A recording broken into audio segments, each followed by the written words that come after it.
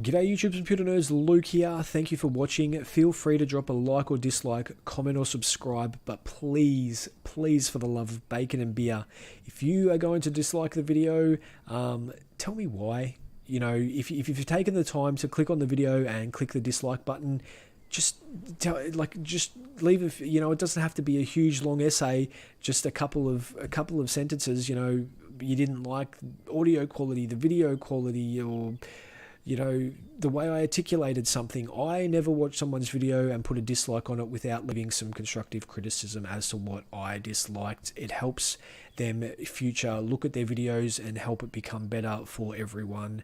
With that being said, guys, in today's Arma 3 video, I'm going to be going through some settings and optimizations to hopefully help you get some more FPS out of it, because we all know, well, the majority of us will know, that Arma 3 isn't very well optimized. There's a term that's thrown around a lot in the tech community that I strongly disagree with, and I will dislike someone's video if they use this term out of context.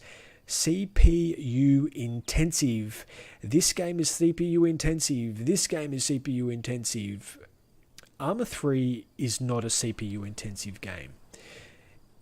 A CPU intensive game means that the developers have programmed it to use as many CPU cores as you physically have to do the calculations of the game. Now, Arma only ever uses, and has since the beginning of time, only ever used 2 cores of a CPU. So therefore, my Ryzen 1600X 6-core 12-thread CPU, it's only using 2 of those cores, so it's not CPU intensive. If it was CPU intensive, those cores would be maxed out 60 to 90% all the time. Moving right along from that gripe, what you're going to want to do when you're in your Arma 3 game, in this menu, the lobby here, whatever you want to call it, single player, multiplayer, tutorials, options. You're going to want to look for the options tab, which will be up the top middle of your screen. You are going to want to click on video. As you can see here, I'm getting 160 frames per second. Now, these settings that I'm about to show you don't really change for me, but if you're running a lesser system, they might help you. You'll definitely notice the game runs smoother, but for the most part, it's actually the second part of the video is where you'll see the benefits. Now, I run this game on a 1080 GTX currently. Before I had my 1080, ran it on a 1050 with all these settings as they are. Just leave them standard, okay? You gain little. You literally don't gain any FPS from changing these anything, like going down from very high standard or low. You will not gain.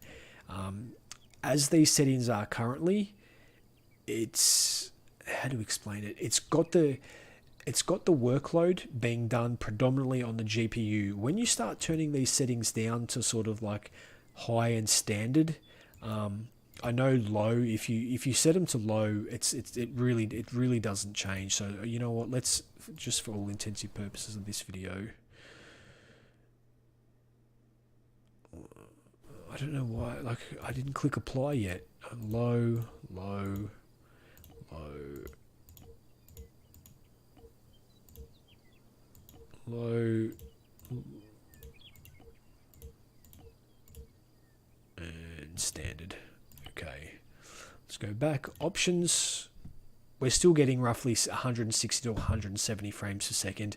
The frames per second has not changed very much at all. So I'm just going to move right past that. I highly recommend leaving them at default.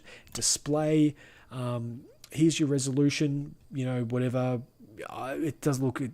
Let's try 720. See. Oh wow, we're getting 170 to 180, 190 frames per second, 20 frames per second. But believe me, once you sort of get up to 170, anything past 100 frames per second really doesn't matter. So and now, oh my god, the screen's changed. Let me go back. Quick, auto detect. Oh no. There we go, that's better. Alright, this last tab here, bloom, radial blur, rotation blur, depth of field, sharpen filter, off, off, off, off, off. Ambient occlusion disabled. Caustics, reflected or refracted light rays could be visible at the seabed. I don't know about you guys, but I don't spend a lot of my time in Arma 3 at the seabed. Disabled. Brightness, contrast, saturation, leave it as default. Full screen and anti-aliasing. Okay, so if you look at these rocks here and look at some of the sharp edges on the rocks, okay, anti-aliasing will... if you don't have anti-aliasing on, some edges on objects might appear really jagged. So let's go ahead and turn that one off. What is that? I don't know. Just disable it. Full screen anti-aliasing disabled. And post-processing anti-aliasing disabled. Anisotropic filtering, I generally like to run that for most games, for 95%, for 98% of my games. I generally like to run that through the graphics card drivers of my NVIDIA or AMD graphics card, but for some reason, Arma 3 likes it if you leave it set to ultra or even very high. Oops, very ultra. Let's go ahead now that we've turned off anti-aliasing. Let's go ahead and click OK. Let's go to options, video.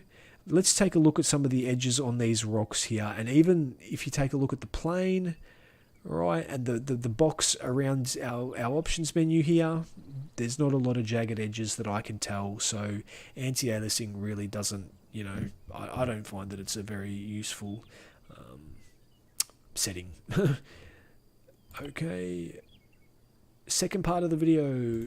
You are going to want to be quitted out of Arma. It will not apply and work if you are still in Arma, in task. And for those of you running Windows 10, Windows 8.2 and Windows 8, you are going to want to open up File Explorer. I don't quite remember because it's been a few years since I've ran Windows 7, but I think it might be still called My Computer on Windows 7. I'm not 100% sure. Maybe it is, but whatever. You're just going to want to look for that little folder symbol down there, and you're going to either want to go to Documents, double click there in that folder, or you're going to want to just look for it in the Quick Access down here and double click it.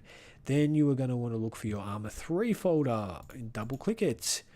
Then you are going to want to look for the Arma 3 CFG file folder, which is the config folder.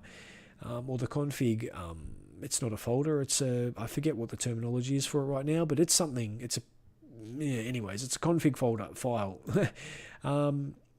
If you're opening this for the first time, I recommend, maybe open works, I don't know, open with.